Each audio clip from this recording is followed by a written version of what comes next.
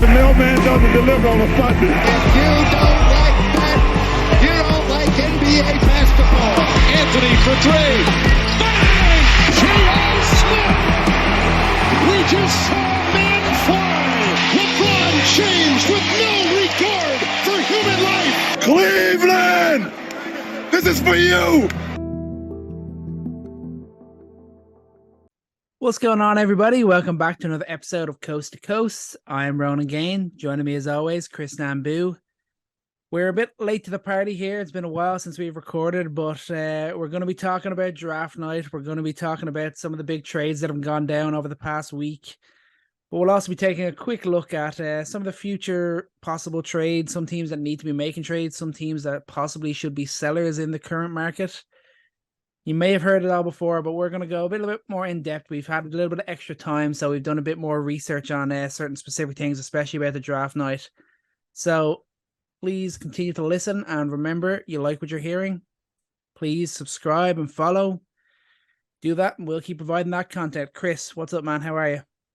Yeah, doing good. And disclaimer: we are a few days away from the draft, but I think it's a good time. We get to have some better thoughts about these guys, get some looks into who they are. I think things really come into place once you realize the vision that some of these teams have had, and it's exciting to take a look now at the future of these players. And we're coming up on free agency, this week, officially opening, and it seems pretty quiet, which is interesting. So this is a good space to be in. It's not a whole lot of news right now. Give a little bit of a Monday morning quarterback view of the draft. But I'm pretty excited. I want to talk first here about fit. And this is something we always talk about every year. It's like, okay, you look at the best player available, draft the most talented guy. We were always talking about talent, figure it out later. But I think what we've seen over the past few years is, yes, that is still the smart move. But you look at guys who were drafted into the right position.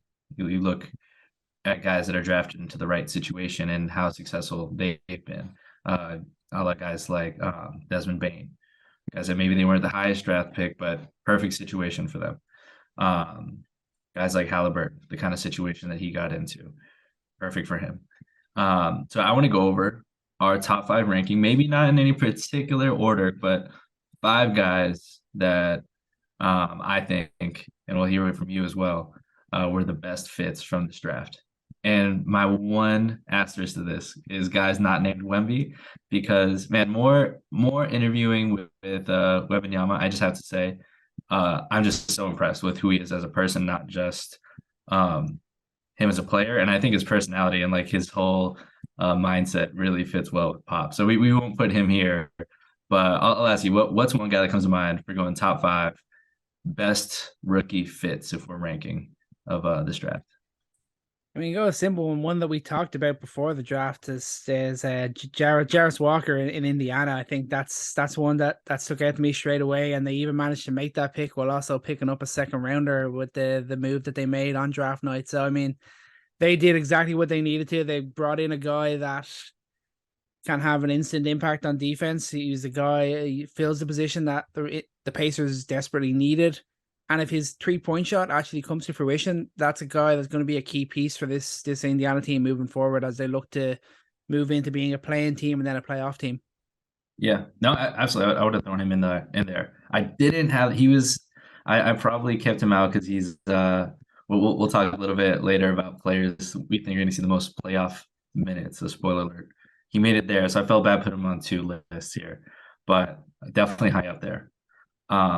I'll start off by saying, for me, Brandon Miller. Mm-hmm. I think there's been a lot of, and it's a draft where Scoot Henderson has got all the hype. Brandon Miller may have gotten more hype if he didn't have the kind of ending that he had to the tournament, pretty quiet ending. But you really look at what he brings to the table to Charlotte and what they need and what especially LaMelo needs.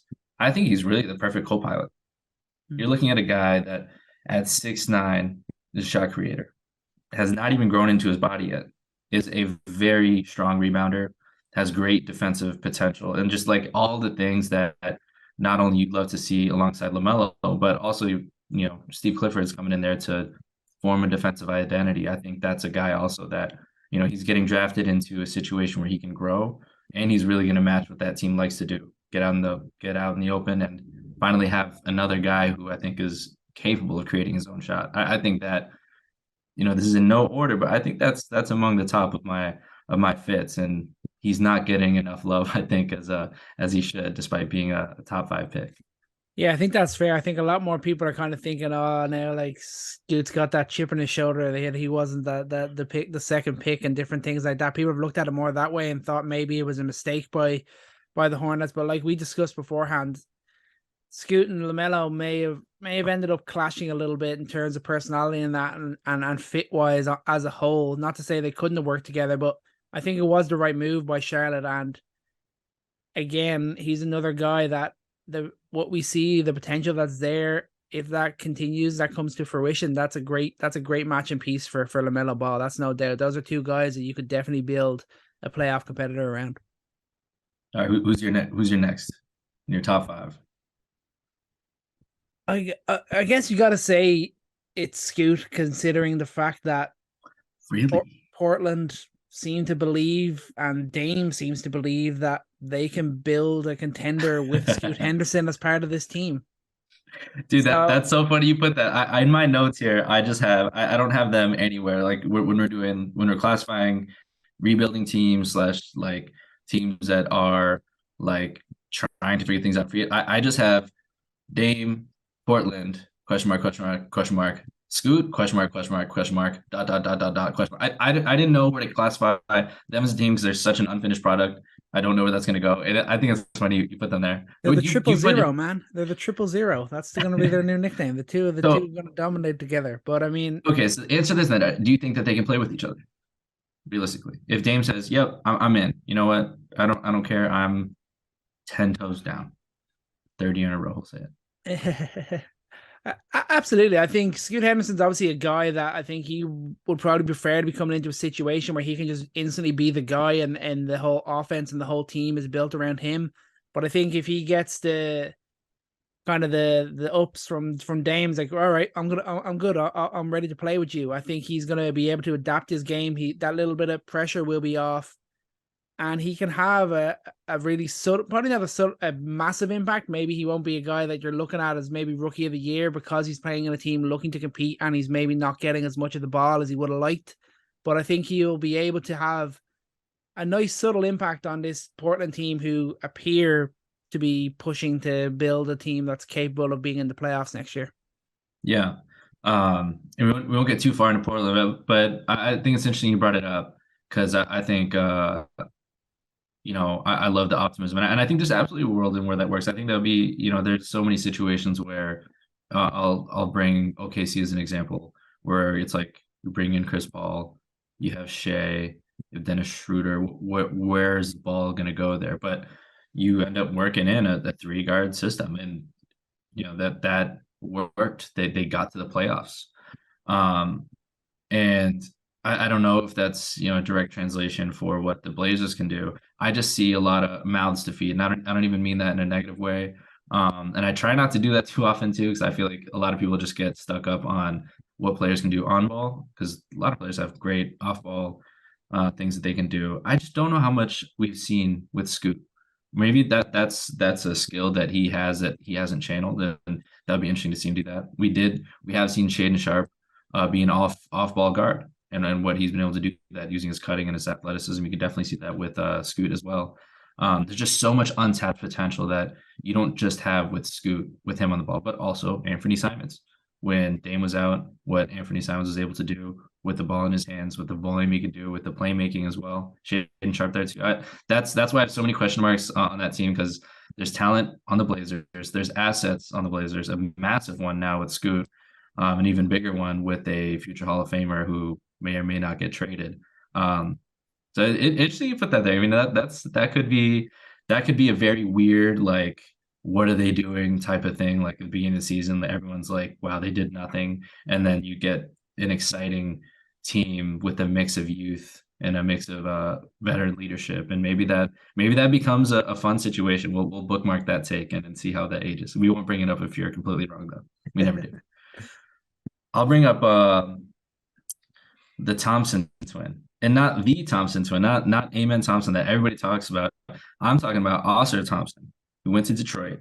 And you love to see that they went back to back, that it wasn't Amen and then Oscar's just waiting around. Like Detroit wanted him, and I think they got an amazing fit there. And the way I see it is two things. One, I mean, just as a cutter, him and his brother, we know the athletics. If you have looked at the tape, I mean, these guys are insanely athletic. Him as not just a cutter, but being in the open floor, and him as a passer, he's not as good as an on-ball passer as Amen. I think Amen's has more point guard skills than Oscar, but Oscar's a tremendous lob passer. He's a guy that, he could be a great connecting piece for this team. And that part right there, I think is huge. He's going to come into a team where you already have Jaden Ivey, you already have Cade, and Oscar is used to being an off-ball guy, but being also a great passer and knows how to work into the flow of the offense. So with that shot coming along, I think that's going to be a tremendous fit there, just bringing more athleticism to a really growing, burgeoning team in Detroit. Yeah, obviously, just to mention, it's just amazing to think a pair twin brothers going back to back in the top amazing. 5 of the draft. Like that's just unbelievable. It's great for them, great for their family, and to see the fit for both of them is great as well. I think we'll talk a bit on Houston further on, but yeah, I think I'd agree. I think I like that fit, and I think I definitely like his off ball ability. I think that's an important asset that the Detroit really needed to add. They kind of had enough guys that are going to be ball dominant, that are going to be taking a lot of the shots. They needed a guy like a Acer that to really get in there, and it's a nice piece. It's going to be interesting to see how this Detroit team comes together under Monty Williams. They're definitely one of the more interesting teams to watch this season as a rebuilder for sure. Yeah, and on that point with Monty, he did a fantastic job developing Cam Johnson. I think Mikal was going to be that good defensively anyways, but Cam Johnson became a great defender in Phoenix. And Oscar Thompson is, I mean, that's all over his scouting report, how committed he is defensively, on-ball defense, off-ball, he's a little bit more intelligent there. And I think that having Monty Williams as head coach and being a coachable guy, that also is part of why I think he's a top 5 fit here. Yeah, for sure. I definitely agree on that.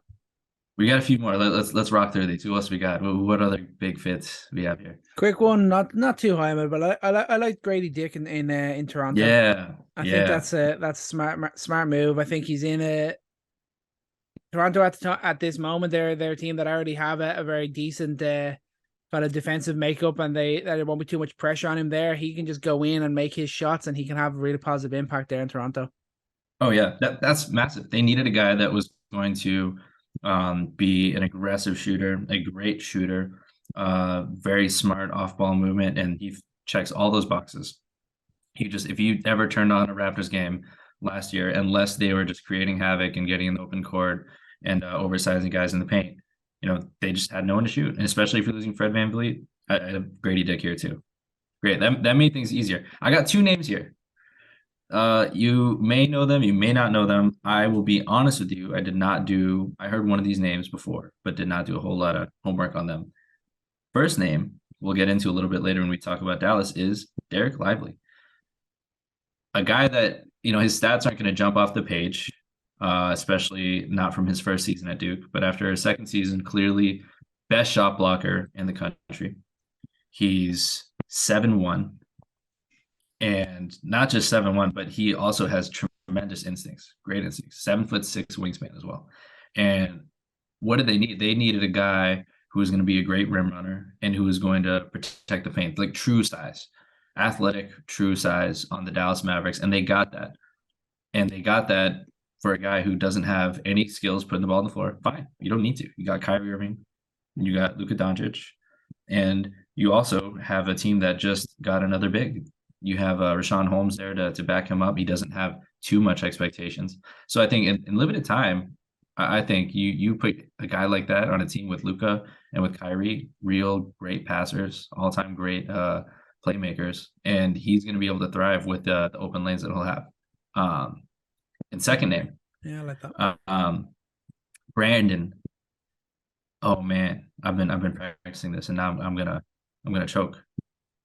Podziemski. Yep, Podziemski. I got it. See, I should have trusted myself. Brandon Podziemski. The Warriors got the best shooter in the country, and I mean that should be the end of the headline there. 44% catch and shoot, 42% off the dribble, and he's a great rebounder, almost 8 rebounds per game, straight out of Santa Clara. I think Steve Kerr got himself a great rotation, a guy who, if the Warriors are down a shooter, I mean, you slot this guy in, he's an absolute flamethrower. That's a tremendous fit for a team that values so much shooting to get the best shooter in the country. Yes, a team that basically changed the way with the game is played, with the 3-point shots going at yet another elite 3-point shooter. I mean, how can you not love that fit there? That's just them. Draft Warriors are just such a well-run franchise, aren't they? They always get the good guy. Yeah. And who knows if any of these guys will be playing major minutes in the playoffs. We know probably not Charlotte, probably not Detroit. And if Podziemski's playing minutes in the playoffs for the Warriors, I don't know. But I'm curious, are there any guys in here? And I definitely think this because of what we saw from Christian Braun for the Nuggets. How many minutes he played. A true contributor, an 8-man rotation for a championship team. Any of these guys with his first round and second round that you think will play the most playoff minutes? Who do you think can play the most playoff minutes from this draft? This year it's going to be tough. I mean, if you're looking at it, you got to say, if Scoot Henderson is not the answer, Portland gone fucked it again. But I look at the guy I was touting up before is Kobe Buffkin. I think the Hawks need to have a good year. There's a lot of pressure on them to have a bounce back year after the debacle that was last year after trading for DeJounte Murray. They've got rid of John Collins. We'll get into that later. I think he could have a positive impact off the bench with that team, and I think he could make a really decent impact as an off-the-bench scorer. Not that he'd be the lead guy too often. You think that there's always going to be either DeJounte or Trey on the floor, but if you're looking at a team that need to have a big run this year, that need to be in the playoffs this year, that's Atlanta. And if Kobe Buffkin can show some of the stuff that got me excited about him, I think he could have a good impact there. That's interesting. The 6th man. They do need like that. That would mean some things for Bogdan. But yeah, I mean I think Buffkin for me is one of the fringe sleepers in terms of like guys that I think have the shot creation ability to jump out the page if it translates. But these players, it doesn't always translate. That confidence level, the physicality level, the intricacy of playing in the NBA that these shot creators don't always translate. But there are those guys that they're gonna ball no matter what. And Buffkin is a bucket, so that's an interesting pick. I was not thinking him. I already said Jarris Walker because I think the Pacers can definitely make the playoffs. And I think if they make the playoffs, it means they made a big jump in defense. And follow the math. If they made a big jump in defense, I do believe that while rookies don't typically make big impacts defensively, he's the kind of guy that in their scheme definitely could. And I think the obvious answer is Wembanyama. So that brings me to a big question here. Is the Spurs, as currently constructed and without making serious, crazy superstar type moves, maybe they make veteran moves, let's say they just fill out the core. They fill out their major needs with solid rotation players. Do you think the Spurs make the playoffs next season?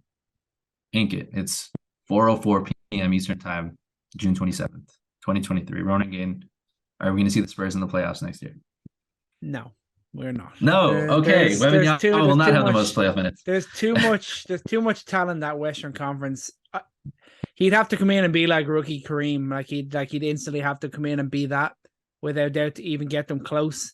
And even that they'll still have to go at least through the play-in to get there. I think there's too much. They're definitely not finishing top 6 in the Western Conference next year. No way. Okay.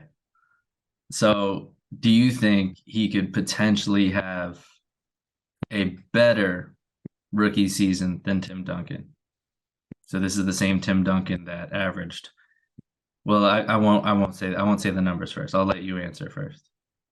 Just gut feeling. Yeah, he has to. Better. I mean, the pressure is look at what they did to get him, the noise around him, the size that he has, the ability that he has. Of course he can, and he probably should. Maybe he won't have the same level of impact on winning that Duncan did, because obviously they already had Robinson and they already had probably a better overall team around them when Duncan came in. But I think for sure, I think in terms of an individual season, I think absolutely he can have a better rookie year than Duncan. Let me throw you his stats then, because I think that would have changed my mind if I just look at numbers. But this is how insane Tim Duncan's rookie year was for the Spurs. And if I'm remembering correctly, I think the Spurs were supposed to pick out of the top 5, and they jumped to number 1 to get Duncan that year. But 21.1 points per game, 12 rebounds, 2.7 assists, played all 82 games. This has to be a typo, but he averaged 39 minutes a game as a rookie. That I don't see how that's possible. But and looking at blocks per game, 2.5 blocks per game. Shot 55% from the field. So, you think Wemby's going to top that?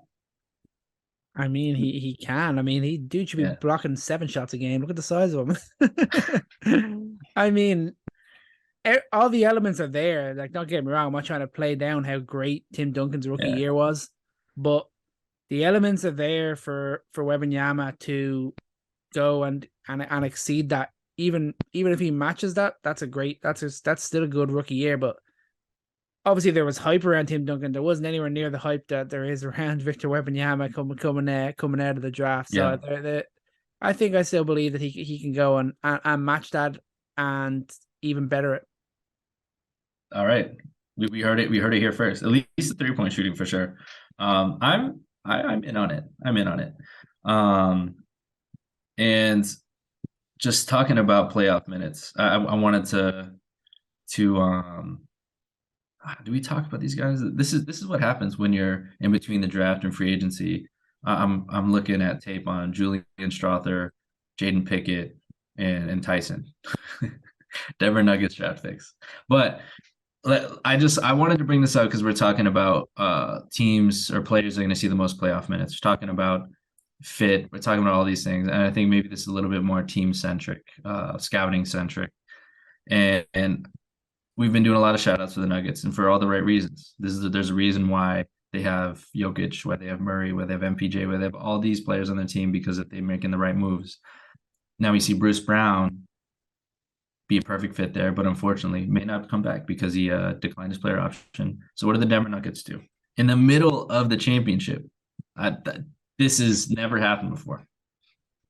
A championship team is making moves in the middle of the championship. They get 3 picks, 2 seconds that are pretty much in the first top 10 of the second round, and 1 late second. They trade up, get Julian Strawther at 6'7", pure shooter, shoots 42% on NBA threes. Jaden Pickett, and he's got shades of Jalen Brunson, and he's a veteran player. He's 24 years old, averaging 17 and 7. I mean, that's a guy who can get in the rotation. You got another guy, Tyson, a fluid 6'9" shooter, smart cutter. They got guys who are geared up, who can contribute to this team. And I mean, that's got to be exciting for a team like the Nuggets, who you just won a championship, and they're already looking to extend their window. They're already looking to bolster their roster through the draft, which is going to be huge in this next CBA. But I couldn't help but just give a shout out to the Nuggets and getting more potential contributors like their Christian Braun. So leave that at that. I don't think anyone is drafting better than the Nuggets right now these past couple of years. Yeah, definitely. They're right up there. They're getting into that mold of winning, of championship runs, of understanding that there always has to be that backup there. It's not just about getting those guys in. You always have to be working. You always have to be making deals, and they're doing all that and more. And it's good signs for the future for this Denver team. Yeah, and on that note, a team that I think did a little bit better than they usually do. How'd you feel about the Mavs? We talked about Lively, but they were pretty active on draft night, and I thought they did pretty well. Yeah, I was surprised. I thought they would end up. We both thought maybe they would look at trading the pick, but I think Lively was the main one that I looked at, and he could be if he really comes to fruition, like he could be like a building block for this team. They're looking for kind of their player to build kind of their defense around. They haven't really got that.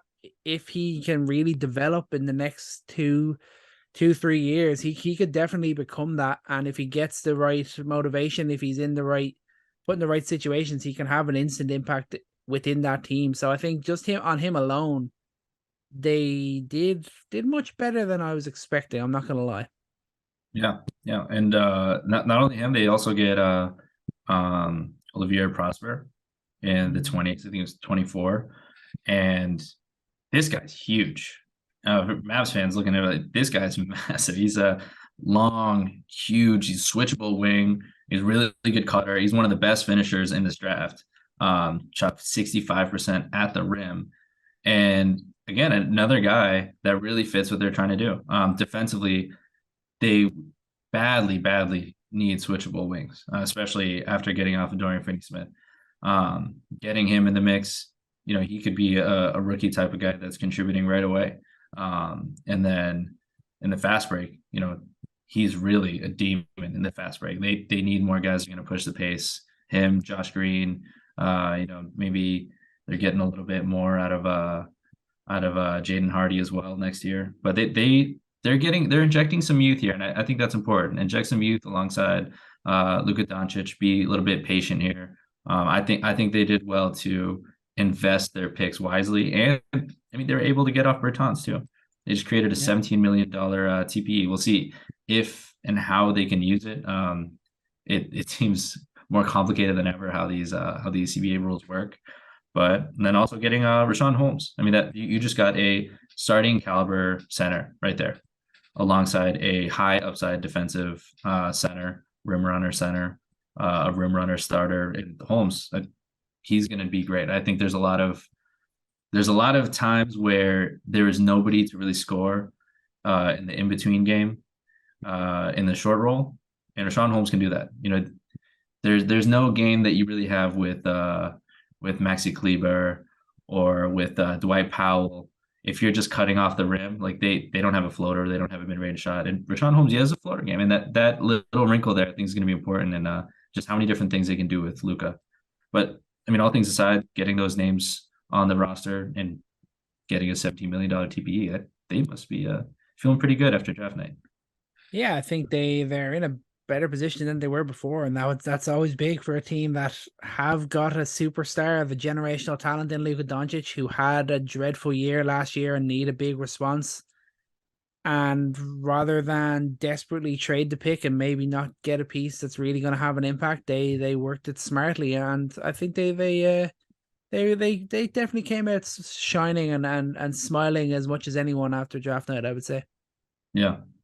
And our last pick here, I want you to tell me, what was the pick in the draft that you were like most surprised by, most shocked by? Like what had you with your jaw on the floor? I mean, Cam Whitmore going at number 20 was just crazy. Yeah. I mean, I was shocked. We were looking top 5, maybe even pushing the realms of top 3, this guy. And then all of a sudden he's dropped to number 20.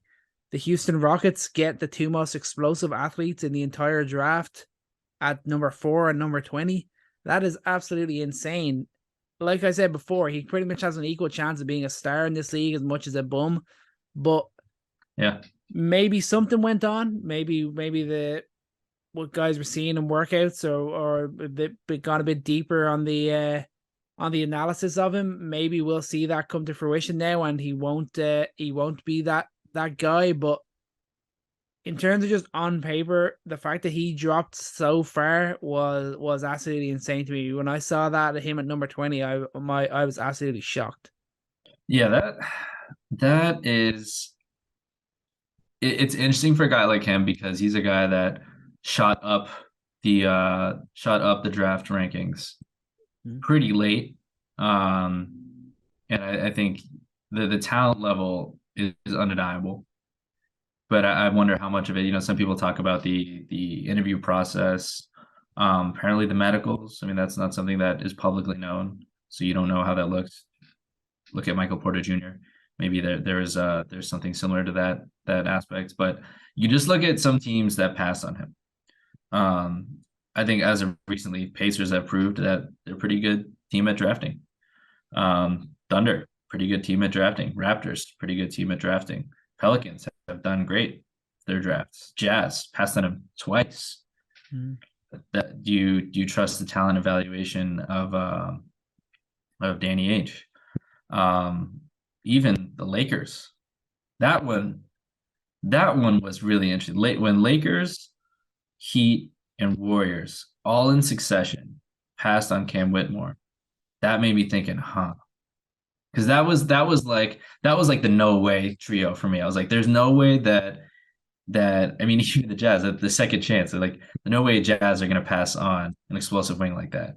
No way the Lakers are going to pass on that. No way the Heat are going to pass on that. No way. So I'm really curious what it is. And I guess if you're to really just kind of read between the lines, Ime Udoka definitely has his work cut out for him. That was a surprising pick. What about you? What was yours? Yeah, when I think Bilal, got so many names in this draft. I thought Koulibaly. Yeah, I got Koulibaly. I feel good about that. Koulibaly. Nobody fact checked me. Yeah. That sounds good to me. But he's the kind of guy that, when we first covered him a little bit, definitely seems interesting. The more I think about the idea, and I think the more you harp on the skills at his size and the fact that he's growing, I've heard somebody make this comment about him. And this is why I think it went from a surprising pick to me really thinking hard about what the Wizards are trying to do.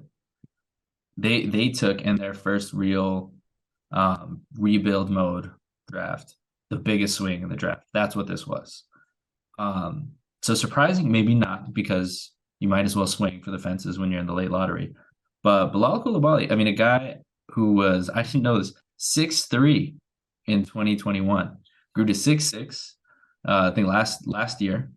And then now he's 6'7", 6'8", with a 7'2" wingspan.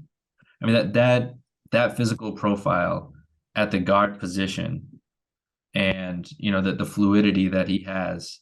When you start to look into his tape more, I think you start to see the home run potential. And I think that's a surprising pick for a couple reasons. One is I think that the Wizards have been pretty safe when they pick. They take pretty safe guys. Denny's pretty safe guy. Rui was kind of a safe guy to pick. Kispert was a pretty safe guy to pick. And they took a massive swing. But I think you just look at what they're doing here. We'll talk about it a little bit. I think it's the right move. The Wizards did a lot of right moves over the past few weeks, and maybe that is a culmination. That's a little microcosm of the pick that they made there. So I'm pretty excited for that. Pretty excited to see what he looks like in Washington. Yeah, he's going to be an interesting one. I think he's one that there wasn't a whole lot of noise on, but there was also the murmurs that this guy could be the ultimate steal of the draft as well. It kind of went both ways. So I think that's an interesting pick. Not that it's the overly surprising where he went, but more so just the fact that this could be the Wizards taking that home run swing, and it could be a start of something fresh out there in Washington.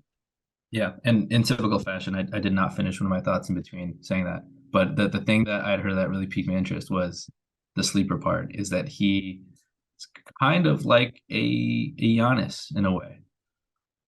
He's a guy that shot up pretty quick in the draft, and he's a guy that people are pretty enamored by his size and his growth. That he's still growing. Who knows when he'll stop growing? He's still young. He's still 19 years old. So that's obviously he's not going to be Giannis. But when you got a guy with guard skills that is still growing, that shows that they can do a lot more. I think they got a pretty good buy low.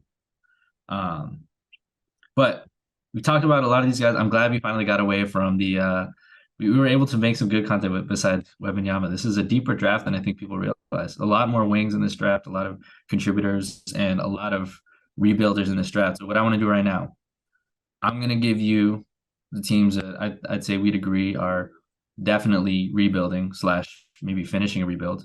And I want you to put them into tiers for me. So our first and our lowest tier. quote unquote, still a ways to go tier. And we got our second tier, the fringe playoff / play-in teams. They're going to try to be good, but they won't be totally tanking. And then we got our playoff / play-in contenders right now. Next season, they're going in and they're going to be going for it, and they might get there. So I'll give you some easy ones first. Rockets, what tier are they? They're probably B tier. I wouldn't still say there's still a ways to go, but I wouldn't say that they're ready to take the step into play-in playoffs either. I think they're in a great spot now. I think they're a team where you'd say they kind of have like a core of like 6 really young players, and they could ultimately give it a year or two, and then they'll know like the 2 or 3 that are there to build on. So I think they're in a great position, but not ready to take that the playoff play-in jump. So you're gonna call them fringe, and I'll kind of give an example. A fringe, I would say, is kind of like what the Pelicans were last year. I'll call them that. Are you gonna call them fringe? They've got Ime Udoka in there. They've got a couple of guys that have got a few years under their belts that are going to be ready to improve, and they potentially have drafted another 2 great guys. I think you're going to see Sengun take another step. Hopefully, Jabari Smith has a bit of a turnaround after a difficult rookie year, and obviously Jalen Green again. There's pressure on him to take a big step this year too. Okay, I like it. For me, they were a no-brainer. Bottom tier, still a ways to go team. And I think I believe in the talent long term for sure, but I think they're still a ways to go for me. Maybe Udoka has are you counting on Udoka's impact? Is that what's the difference maker for you? That's a big difference. Puts it together. Yeah. I could see it. If they are in that position, I won't be like floored, because I believe in the difference that he's made in a Celtics locker room. We've seen that. We've seen the respect that he has, and we've seen the talent that these players have. It's ironically, there's just too much talent on this team, too much young talent. I'd be fascinated to see them culminate a real identity right away, to the point where they're fringe. I like that. All right, maybe not so easy. So what about this one, Charlotte? What tier are you throwing Charlotte? I guess you got to give them fringe. If I'm giving Houston fringe, I got to go there too, because obviously LaMelo is a really talented guy. I think he'll be looking at being an all-star in 23-24. Okay. I think that's his next level to go. I think Miller can come in and have that sort of instant impact. I guess it's just what they do from here and what their roster looks like when we're getting towards the start of the season. There's still moves to make for them to really be kind of challenging around the play-in side of things, even in the Eastern Conference. So they're kind of hovering around the still a ways to go fringe sort of zone there. I'm not really making a call there. You gotta commit. All right, still a ways to go. Still a ways to go. I also have them still a ways to go. Steve Clifford is there now. We'll see how serious they get on defense, but there's just too many questions. This was a lost season, and we'll see what happens next year. And Brandon Miller, as much as I picked him highest for fit, but for me that's a long-term fit. I think what we saw from him in the NCAA tournament isn't a reflection of his potential, but is a reflection of his weaknesses, and I think that's going to get exploited early on in the NBA. I don't think he's going to be a great offensive player. He's going to be very inefficient. Instant impact, I don't know. Defensively and rebounding, I see it, but in terms of winning, yeah, they got a ways. Another layup for you, Wizards, or maybe not. No, Wizards are definitely still a ways to go. There's still a ways to go. I like Tyus Jones there. I think he'll lead them to be a team that are maybe winning 30 games instead of 20 games, but I still say wait to see what sort of starting lineups they're going to go with. There's still so much to question marks around this team. There's so much bulk in certain positions and not enough in other positions. There's just too much going on there. They're definitely still a ways to go. They have not figured out what they're going to do yet, but it's definitely going to be interesting to watch them. I'm excited to see Jordan Poole. I'll be interested to see if he's just going to be given the keys or what way they're going to play it. It's going to be interesting to observe the way things move forward with this Wizards team. I think that even though I have them in this tier also, I have them in still ways to go. But I could see them being a team that in the early goings of the season, they did this a couple years ago, where they just went crazy defensively. They could have a run here because I mean they got guys like Tyus Jones, Daniel Gafford's been there, Muscala's been. I mean these are all real NBA rotation guys, and guys that fit. Muscala's a great shooter. Kispert is a great shooter as well. Gafford. I mean these guys all have legitimate NBA roles. They don't just have a bunch of randoms. And then you also got, Danny Avdija. There's his defense there. Who knows what we'll get from below. They could have a weird mix of youth and Danilo Gallinari making a comeback. I don't know. They could be a weird team because I think they just got just enough veteran talent where they might do some weird things. But yeah, they're probably still a ways to go. They might surprise us for a month or two, but just predicting that. All right, so we still got we got Rockets and Fringe, Charlotte Wizards firmly still ways to go. Maybe not so much for Charlotte, a little bit halfway. What about the Magic? Are they a play-in contender or are they fringe play-in? They're still a ways to go, I think.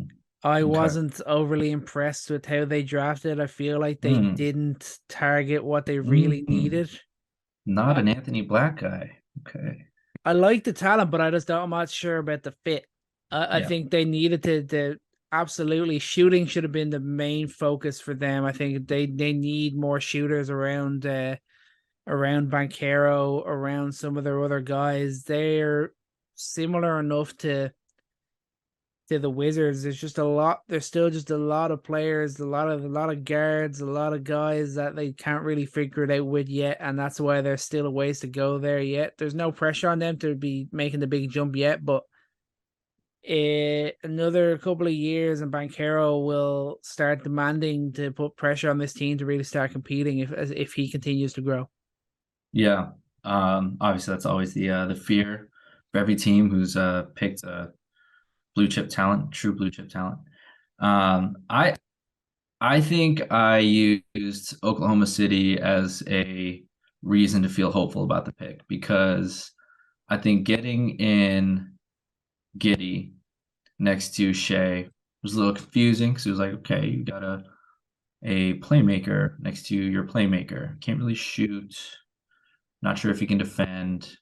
And then the next year you get another wing playmaker. He's maybe a good shooter, but not really a traditional like catch and shoot 3-point shooter. I don't know. And then you see it work on the floor and the power of having three true, like not true playmakers, but one floor general and two really elite playmakers. I mean, Giddey he's could be his own floor general if he had his own team as well. But seeing what they do there kind of gave me a little bit of pause about not liking the Anthony Black pick because what gets me excited about him as a prospect is, kind of similar to Jalen Williams. He's a 6'7" big wing. You can shoot the three. He's not he's not the guy you're putting out there to take volume threes, but he can shoot it. But he also can attack the paint. He makes great passes. Fantastic passer. And then you look at the roster, you got Banchero, you got Franz Wagner, and now you got Anthony Black. You got three big perimeter creators. And that's interesting. Maybe that's an identity to build around. So I didn't know where to put them. I feel like I'm putting them in the fringe just because of Banchero and just because they have enough defensive talent that I think they can continue to grow and rely on that.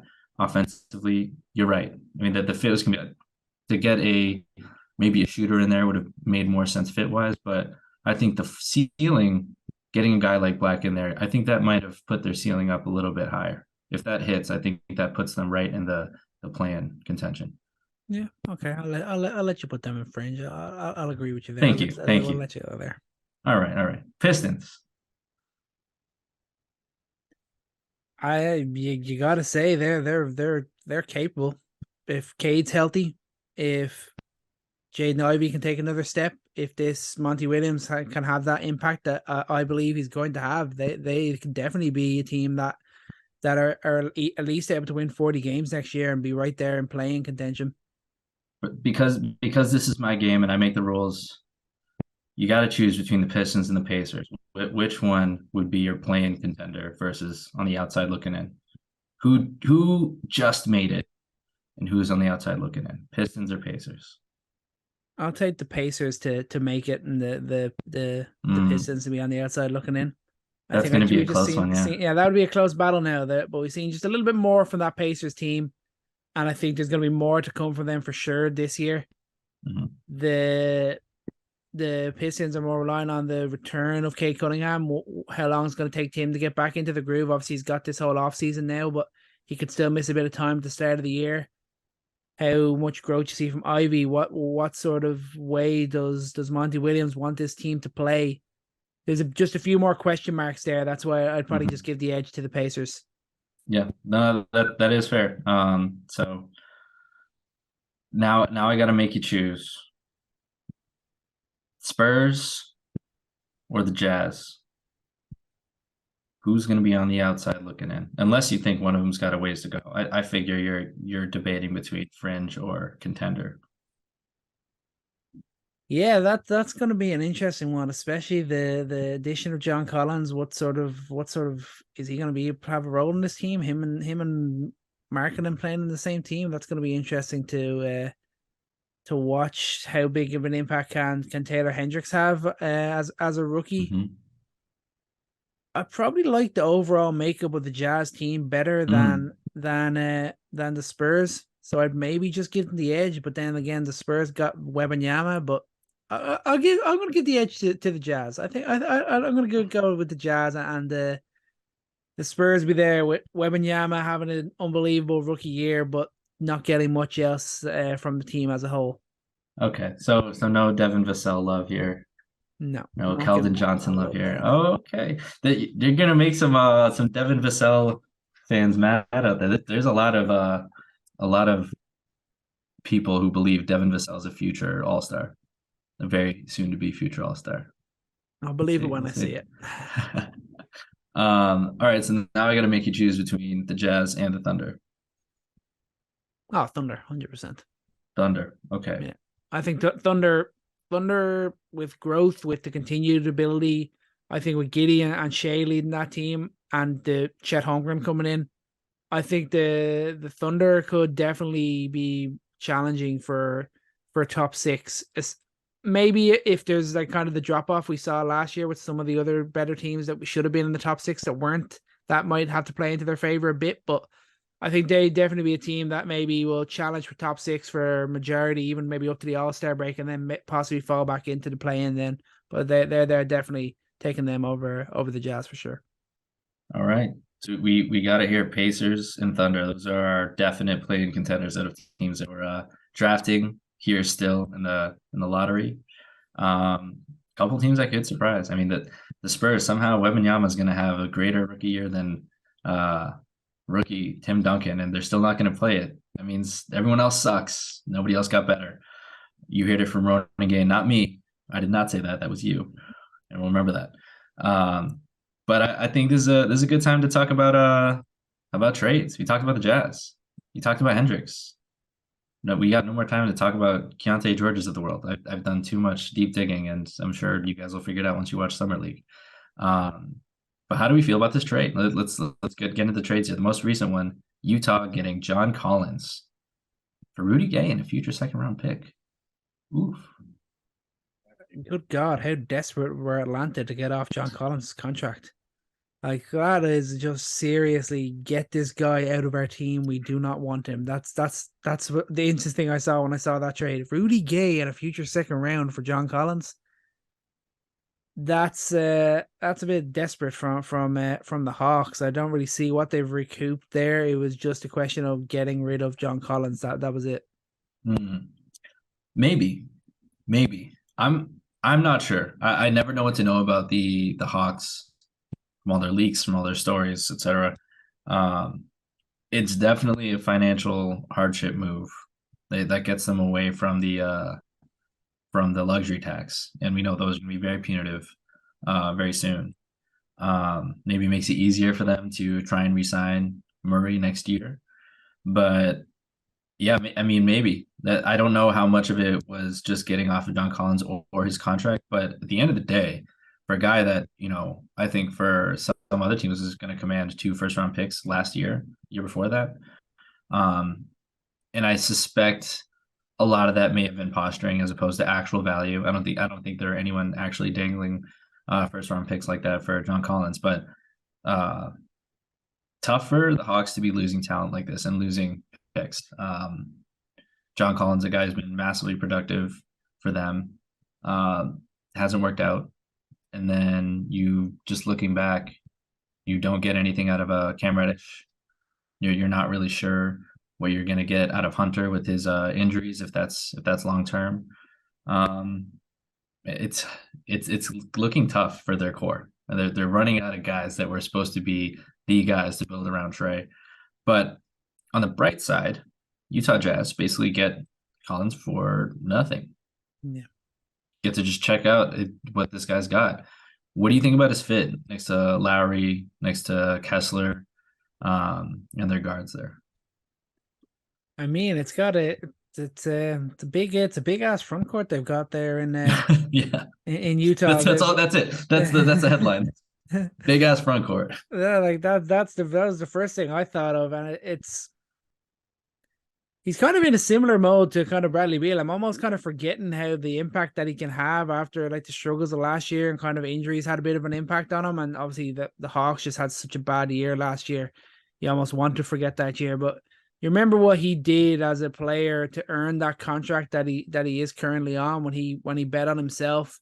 He was a big part of that playoff run with the Atlanta Hawks. And you like to think in a Utah team that still hasn't figured out what their identity is going to be moving forward, he can certainly come in and have an impact alongside the guys are going to be starting, like Kessler, like Markkanen. They could hopefully Kessler is going to have to kind of be definitely covering a bit on the defensive side of it, but offensively, I think he can definitely have an impact with the way that Markkanen likes to get his offense. I think he can blend well with him. Yeah. It's really fascinating how they're going to work this out. I mean, they're going to be the biggest team in the NBA. Lowry playing like this hybrid wing / big. And now you're going to be getting like 2 hybrid wing / bigs with him and with Collins. I think their styles kind of, they don't clash a lot. They do a lot of different things. Mm-hmm. Lowry's definitely, when he's on as a cutter, I mean, it's hard to stop him when he gets in the open lane. But same thing with Collins. I mean, Collins is a far greater above the rim threat, and I think much improved post-up guy. I mean, none of these guys are really going to be prolific post-up players, but it is actually funny when you think about it. You got 2 7-footers, and you got 1 big power forward, and nobody with really any prolific post-up game. These are all guys that are going to be perimeter pick and roll oriented kind of guys, and they really need a point guard. So we'll see what they get out of their rookie Keontae George, and that's good. What they did here is also really good competition. Just to speak a little bit more on the Jazz, I think they created good competition with getting in the rookies that they got. Keontae George competing with Colin Sexton at that time. I don't think they'll bring back Jordan Clarkson. I'd be surprised if they did. And then also you mentioned Hendricks, that competition with John Collins, because honestly, I think he fits a little bit better. I think he makes more sense as a perimeter switchable defender, a guy he's going to have to bring that out of Collins, because Collins this is a free tryout. You may be a max level player, $20 million player, whatever, but we just drafted this guy in the lottery. So if you want to play, we need you to play defense, and Hendricks can play a lot of defense. But I think there'll be a good environment here, and I still think they'll be in the lottery. But I love what they did with this trade, and they got more young players, and they get to try out a guy who is a fringe all-star level player, and they're just building patiently. I like it. Yeah, it's the patience that you love to see, and I like what you're saying there about the competition. Yeah, it's gonna be an interesting fit. Definitely a smart move from Utah, getting like you said a free trial for a guy like John Collins. That doesn't those opportunities don't come around all too often. We got to talk about the two polarizing trades. One, Golden State and the Washington Wizards. Jordan Poole is no longer a Warrior. And I mean, there's just so much. I really would love to know the ins and outs of how his relationship evolved or devolved with the organization over the year, where the lack of confidence came from in the playoffs, and just how everything really just unraveled after a amazing run last year. I mean, I don't think that's a fluke. I think Jordan Poole is a very talented basketball player who has his limitations as a defender for sure. But when he's playing free, it's just such a good player. For that guy to no longer be on what should be a championship caliber team, like something went wrong. So I don't know when we'll get this full story on that. I suspect now that he's out of town, maybe we'll get it. But I mean, the first thing I want to get to is Chris Paul is now a Golden State Warrior. Two questions. Just one question, and that I think will answer what we're looking at here. Does Chris Paul win a ring, his first ring, probably his only ring, with the Golden State Warriors? No. So I will argue that it's the best opportunity for him to win one, but I don't think he will. Okay. Do you think Chris Paul will get them to the Western Conference Finals? What's the ceiling? I guess is what I'm trying to get at. What does this make their ceiling better or worse for you? You got to say it makes it better. I think Chris Paul has had a really high positive impact everywhere that he's gone. He has taken teams to new levels whenever he's been a part of them. Yeah, he's getting on. He's 38 years old. Maybe he's not in the prime of his career anymore. And a team like the Suns, who are looking to build a championship competitor, just were willing to get rid of him. But I would definitely say that the impact that he can have on this team, the fact that he could end up being the freshest he's been in the last like 3 or 4 years come playoff time as a part of this Warriors team, that's where you're going to see the impact. And that's where you're going to see just his high IQ, his ability to carry the ball and not always have to have it in Steph's hands. We're going to see a bit more of Steph as an off-ball player, even though we see plenty of that already. It's not like he's always ball dominant, but I think we're going to see an even better version of Steph Curry playing alongside Chris Paul. And that's a beautiful thing about Steph Curry is his ability to play with anybody. And I think that's a big conflict. That's one thing to get into. I think the obvious way, and maybe the as Wilshire might say, the untrained way, the untrained eye would see this is, I think that it's a great way to change up your style. I mean, if Chris Paul is coming off the bench, or if you're staggering units, Chris Paul brings in a much more methodical style of play. But I think some people may look at that, and that's just less reps for Steph Curry on ball. And what Steph does to teams with the ball in his hands, obviously he's doing the same thing. He's creating so much gravity off the ball, and maybe he can do the same damage with that. But that's where I lie.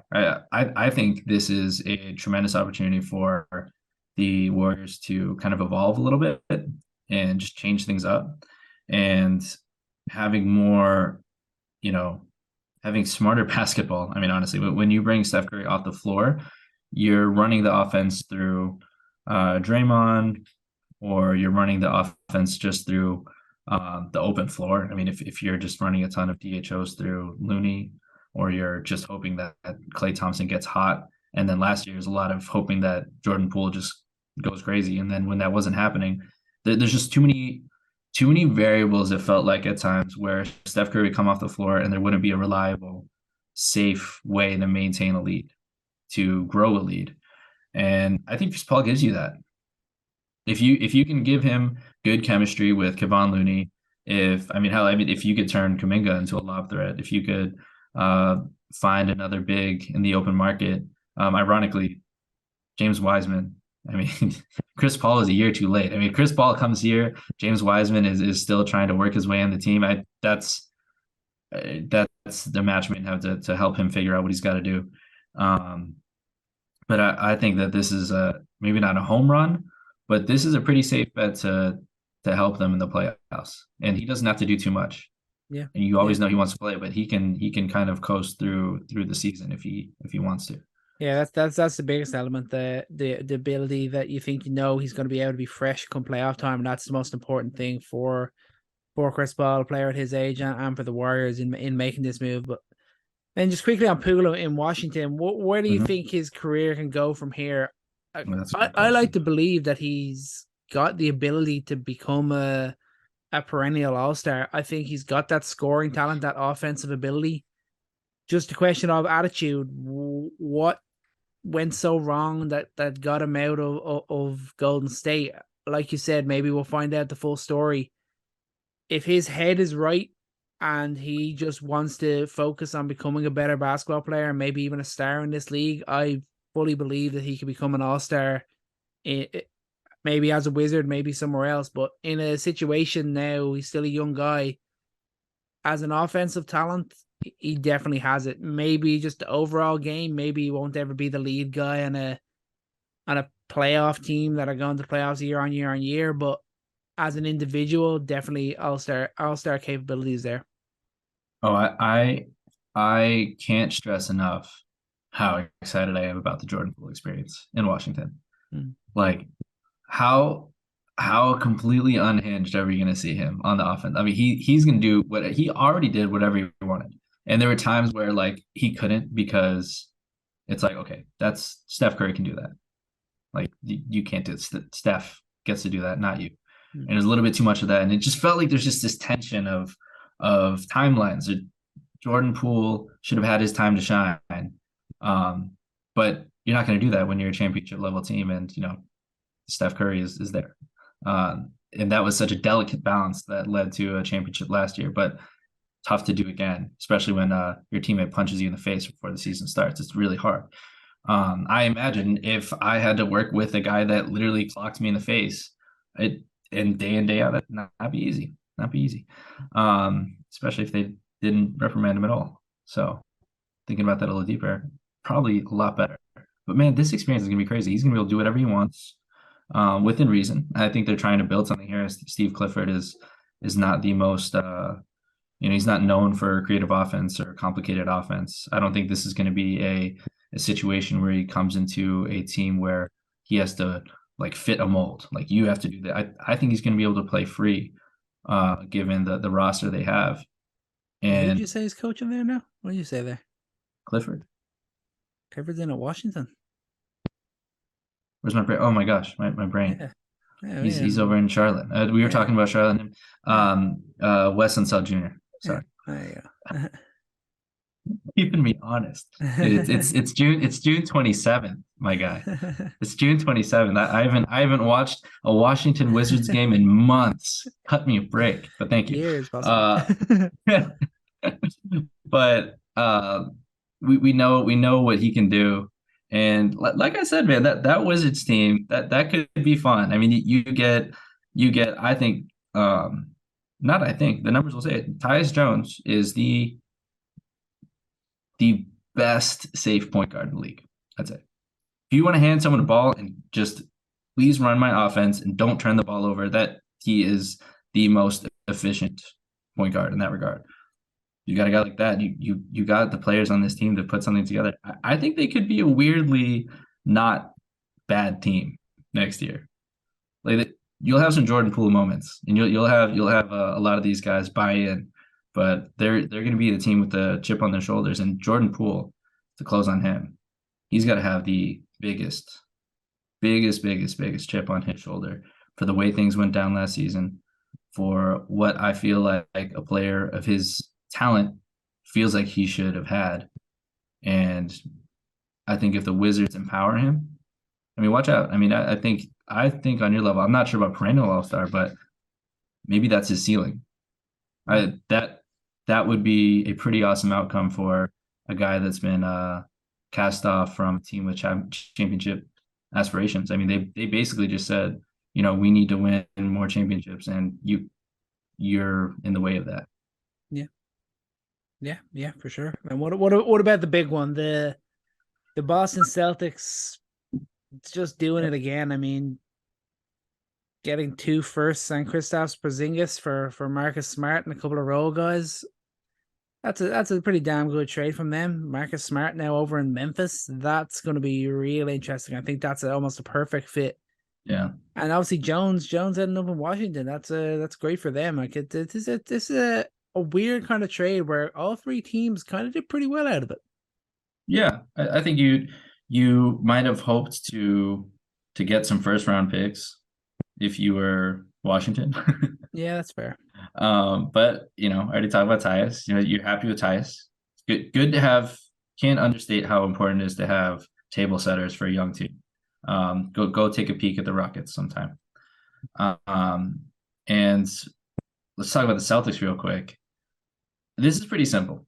If you look at where they've been successful defensively, you have to look first at Al Horford. I mean, Al Horford is at the center of so many good things they do defensively, switching a lot in the regular season, the drop coverage he does in the playoffs, and how, I mean, for his size, just how smart he is and how quick he is at getting around. And Kristaps isn't the same smart defensive player, not as quick, probably can't switch as well, but in the drop, I mean, he's elite.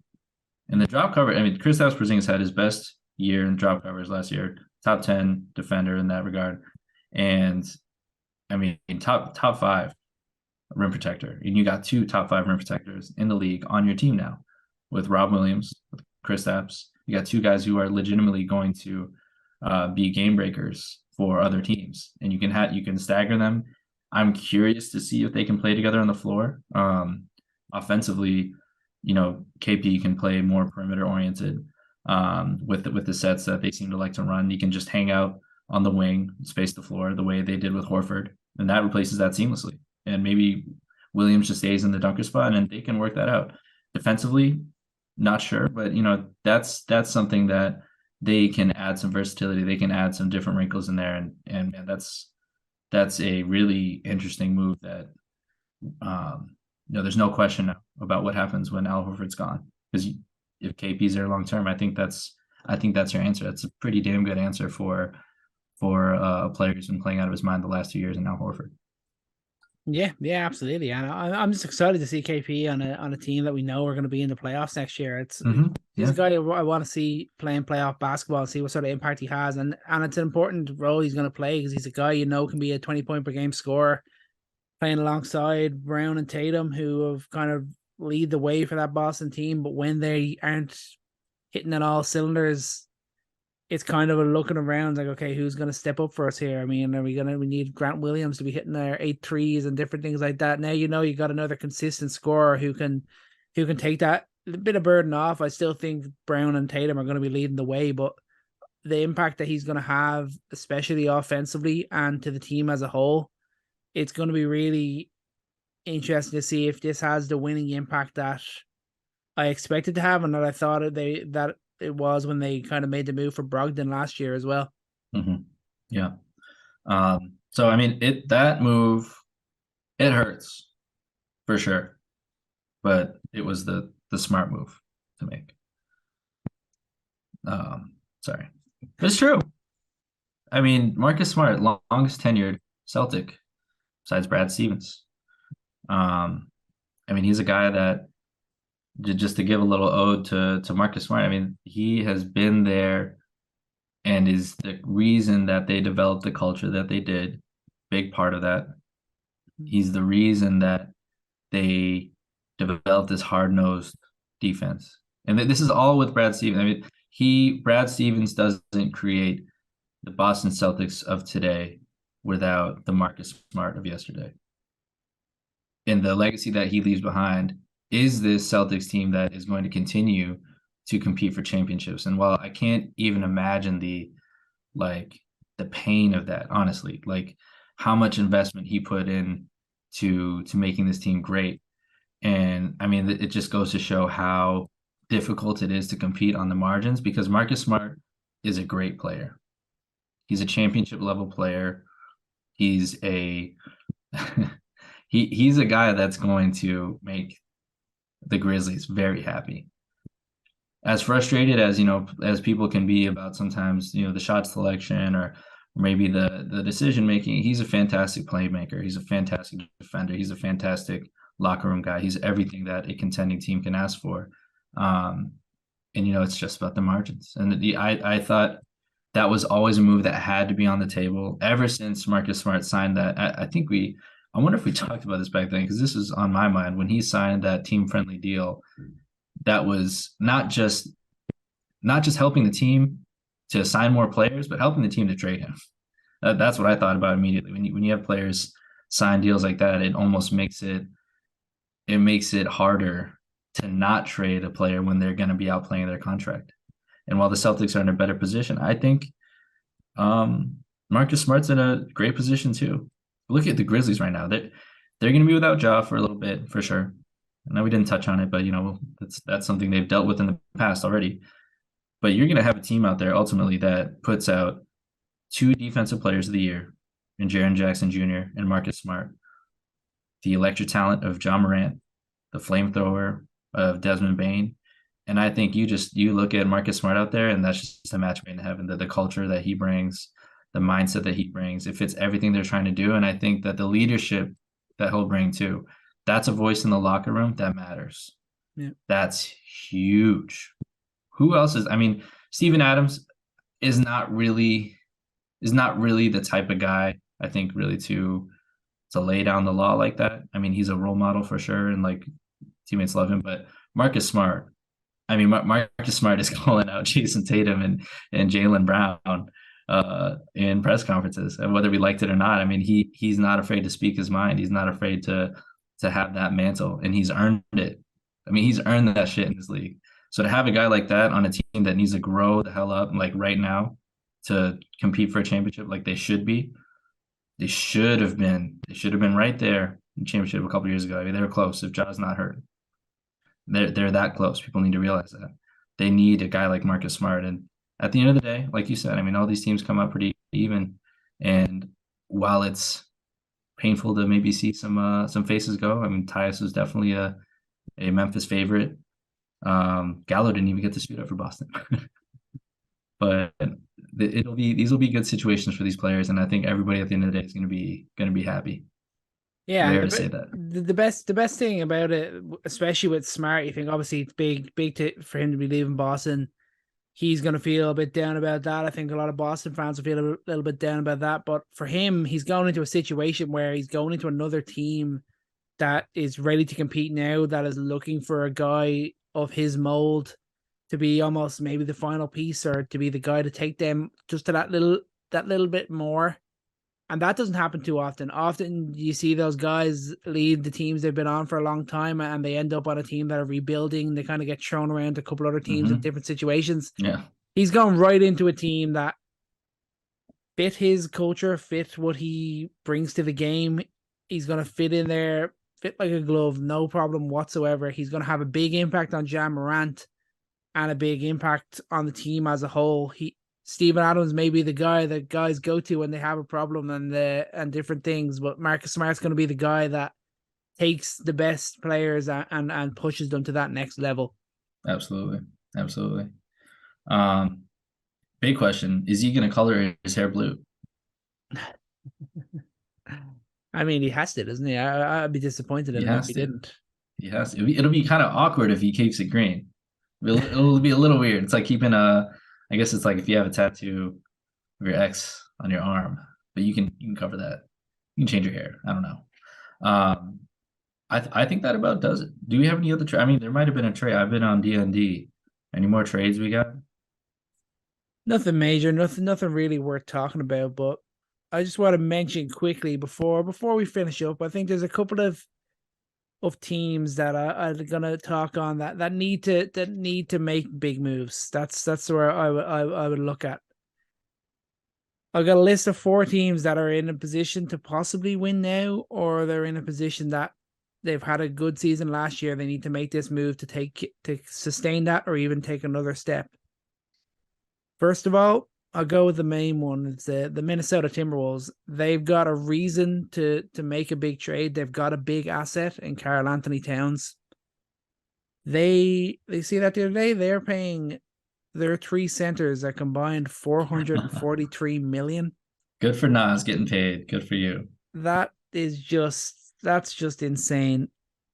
The Timberwolves, I think it's time to just hand Anthony Edwards the keys and move on from Karl Anthony Towns. I get why maybe they are a bit hesitant to do it. A really talented big man, a guy that can shoot the 3 like him at his size is great, but he's not going to be the guy that wins you championships, gets you close.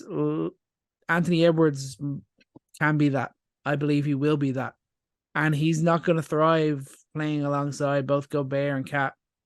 Cat's not going to be at his best, and neither is Gobert, and that's just a mess. That's just a nightmare waiting to happen. So I think they need to move on from Karl Anthony Towns. Get a true 4, possibly they'd be looking at like a second scorer / star. One trade that I drew up, not sure if the Raptors would go for it, if maybe they would be sellers in this market, but Siakam and OG for Cat and Anderson and 2 firsts. Oh, Cat and you gotta remember, Cat's got a high. What first? Do they have a couple more firsts? They do. 2024 and 2028. They still own their first pick. So they would have to. I don't think they can they trade that outright? Is that allowed? I don't know. Is that Stepien? Just throwing maybe in one of them. Throwing it. Maybe 28, 28 then. Well, maybe all right. Even if we're breaking Stepien rules here, then I still think I'd still say no. I still say no. Not OG. I think I would give you Siakam and filler, but I wouldn't give both OG and Siakam. I would give OG, and I honestly think that would be the conversation, because the value of those 2 guys by themselves, which is it's very interesting. I mean, the Raptors I think are a team too that are a little unbalanced and could use a trade to create balance. I mean, that's a team I think I'm going to put out there. That interesting that you put out that team in this trade scenario, because I think they need to create balance. But I don't think they're going for that. That's the tough thing with Cat. Cat's value is very niche. He's got to go to a team that can accommodate what he's bringing to the table. You got a team. You got the Raptors of their best perimeter defender and one of their best switchable defenders. That's tough. Yeah, that's fair. What do you think the Timberwolves need to do, and do you think they should move on from Cat? I'm with you. I mean, we talked about it I think a couple episodes ago, but I mean that's a change that needs to happen. You got to invest in Ant, and ironically, the move for a Gobert last year was, I mean, that was what it took. But I think another team, and I don't want to belabor the point, but the Bulls need to make a move.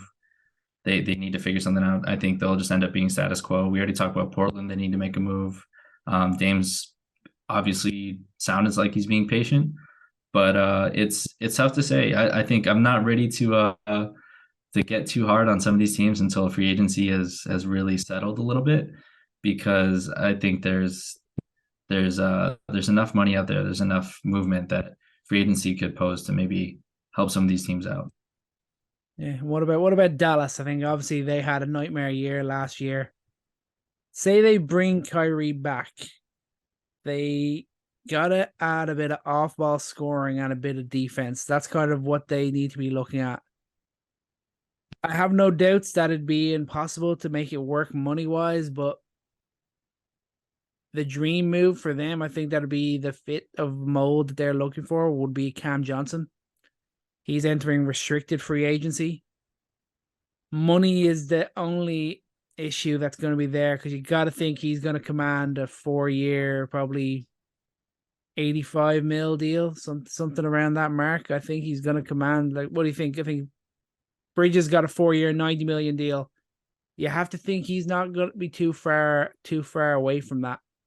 So they did create a $17 million trade exception. They could maybe that. I mean, obviously that's a dream. That's a dream match. That's a dream match.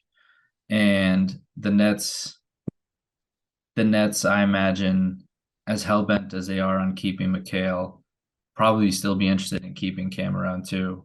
But how bad? And would they be willing to add future assets? Can they fleece the Mavs twice? I mean, what picks do the Mavs have left? Because they could probably sign and trade that. I think the Mavs still have a couple. They didn't give up too much in the Kyrie trade, did they? Was it only 2? Or am I forgetting something? Well, they gave up a lot more players, didn't they? So yeah, I think it was only 2 in that trade. I mean, that's absolutely a target. And I think we'll maybe go a little bit more in depth than some targets for teams and free agency in a little bit. But I mean, that a guy like that is the absolute prototype of what they would want.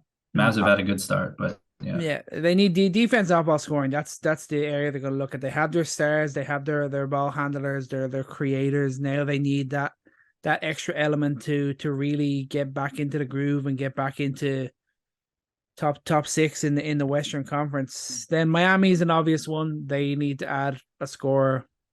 Looks like it's not going to be Dame now. So where do they go from here? That's going to be interesting. Do they move on from Hero, or do they just run it back again? I say they run it back. I don't think there's enough. Yeah. When you look at it, and I wouldn't be surprised if they run things back and they manage to retain their guys. I think they'll do the financial gymnastics to make it work, just given how far they went in the postseason. Yeah. They'll be a surprising team that does nothing. Then the Knicks. The Knicks are one that I think they got the first spin of the Brunson Randall led team, but I think we've seen enough from the rest of these Knicks guys to know that they need to add a proven playoff scorer. They need to add a proven scorer that can really help take this team to the next level. I think we've seen enough from Barrett, enough from Randall in these situations to know that they need to add that little bit more. They've got the assets. They got the likes of IQ, Toppin, possibly even Barrett, possibly even Robinson. They're just that little bit. They're that 20, 22, 23 point per game scorer. Maybe if that means moving on from Randall, I don't think that's the craziest call in the world.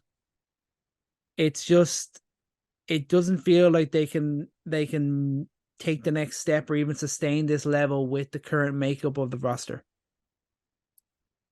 I'm lost on what to do with the Knicks, because they're in a situation where they prove just enough and they're happy with it. And it's a tough place to be in, because you want to build continuity and you want to push the boundaries of what you're currently doing without messing up whatever equilibrium you just created with the team that you have. And I think it's a very fine balance when you have players like you do that aren't so seamlessly put together. I don't think this roster made a ton of sense offensively to begin with, but somehow they put together a top 10 offense in the league. Like that, who knows how that happens? But you change too much and you might be looking at jumping back out of the playoffs like you did last year. So I think patience may be key for a team like the Knicks. As much as Knicks fans want to clamor to make moves, I don't think there's a ton out there to make you a lot better in terms of star power. I think they, as constructed, they're going to continue to be a playoff contender. But they're not poaching a star anytime soon, I don't think. Yeah, I think I'd agree with that. What about the opposite side of the coin then? What about the teams that are out there that should potentially be looking at possibly blowing it up this year, possibly moving towards more of a rebuild. The main two I'm looking at are both in the Eastern Conference. One, the Toronto Raptors. Yep. It just feels like they're not going anywhere really fast. They've still got young talent. They've got the Scotty Barnes. You argue he's the guy they're going to be building their core around for the future. Achua, Trent Jr., even OG. Then you see there's definitely buyer markets for guys like Siakam, like OG, even Gary Trent Jr. is a guy that teams will be looking at. Do you think there's anything there? The fact that they've kind of moved towards a new first-time head coach as well. They're looking at rebuilding a new project. The new Toronto Raptors, should they be moving on from some of their major assets? No, I really still believe in that core, and I think it's going to take retooling. It's going to be tough with Fred leaving, but you have three really great wings, and they need more shooting. They need some playmaking, and they have the makeup of a core that can compete. So to tear that down without, having a little bit of patience for a team that, doesn't have any egos. Nobody, like Siakam's not here like, hey, get me out of here so I can win a championship. Like, no one's pushing, and you got it, and you. Yeah, and you got time with a guy like Scotty as well. So I think that retooling and patience is the name of the game for the Raptors, whereas I think you're going to mention the Bulls. There's not a lot of they've hit the end, and that's what happens when you trade for older players and you don't hit on draft picks, and you trade draft picks and you aren't smart with the money, and that's what happens. You shorten your window, you run out of options, and you have to fresh restart. That's exactly what the Wizards just did, and that's exactly what the Bulls are avoiding.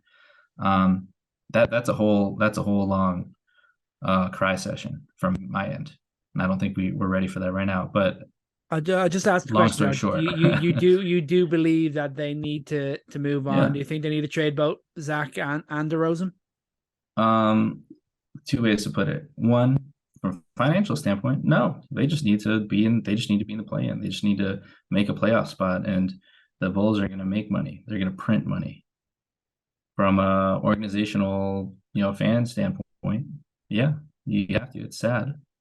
You hate to see the end of an experiment like that, but they don't have enough, and they showed it last year. Just point blank simple. I belabored the points too many times to count, but it's not enough. It's not enough, and the DeRozan's on the wrong side of 30. So is Vooch. Levine is approaching it. Lonzo's never going to play again, probably. Caruso should be on a team where you can compete. Let these young guys figure it out and see where you go from there. That's fair. I appreciate your honesty there. And then final call before we end the episode. Will the Portland Trailblazers build a contender around Dame? And when I say contender, a team around that makes the playoffs. No. The West is too good. That's why that I love that you asked the question, because I knew in the very beginning when you chose Scoot as top fit rather. I don't see it. I really don't see it, and I hope I'm wrong because I love his commitment there. But long story short, he is not. That's not going to end well. I don't think. Could make for a great story if it does, but I don't see it. Yep, I absolutely agree with you. I'm not getting hung up on that like I did last year and believing that they're gonna be back. But that's gonna do it for today's episode. My thanks to Chris for joining me. Thank you all so much for listening. Still so much to discuss. Free agency is almost upon us. We're gonna see more trades. We're gonna see more moves. There's still plenty gonna be going on. But for now, a few major doors of major questions have been answered. We know where all the rookies are going to be playing next year. We know what teams are still in a bit of a jumble, what teams have come close to figuring it out. And just remember that we will be here for whatever goes on throughout the summer and looking ahead until next season. And if you like what you're hearing, we are everywhere at Coast to Coast NBA. Make sure you follow. And most importantly, remember to take every shot and love every moment. Peace out.